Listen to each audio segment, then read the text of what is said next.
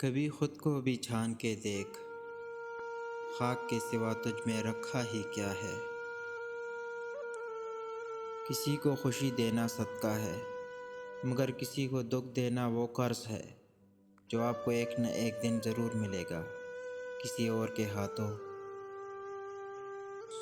میں نے دو طرح کے لوگوں سے دھوکہ کھایا ہے، ایک وہ جو میرے اپنے تھے، دوسرے وہ جو میرے بہت اپنے تھے۔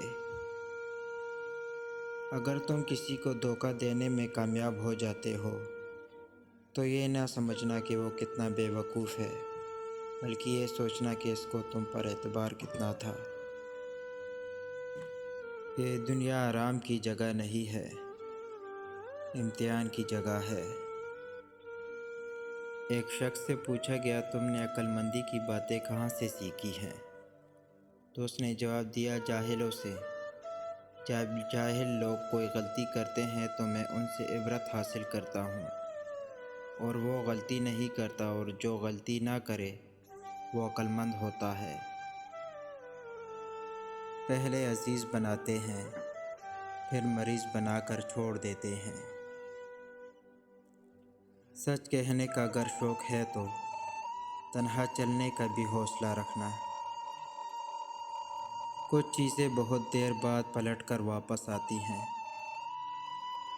خصوصاً کسی کو دیا ہوا دھوکہ اور بولا ہوا جھوٹ۔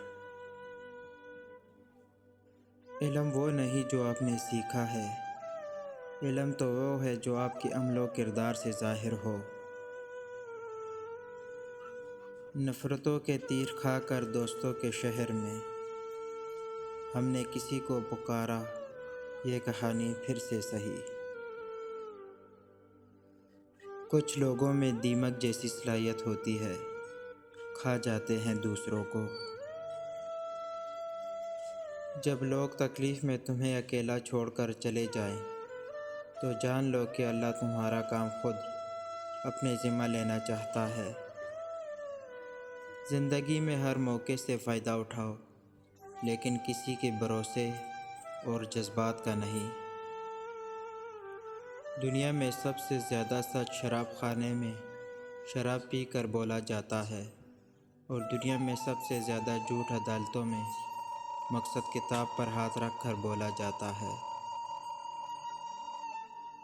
بے شک سچ بول کر کسی کا دل توڑ دو، لیکن جھوٹ بول کر کسی کا بھروسہ مت توڑو۔ اس دنیا میں سکون سے جینے کی ایک ہی تدبیر ہے کہ ہر انسان کے پاس ایک واسع و عرض قبرستان ہو، جہاں وہ لوگوں کی غلطیاں اور خامیوں کو دفنایا کرے۔ ماں کے بنا پورا گھر بکھر جاتا ہے، پر باپ کے بنا پوری دنیا ہی بکھر جاتی ہے۔ پاک دامن عورت پر الزام لگانا 100 برس کی عبادت کو ضائع کر دیتا ہے۔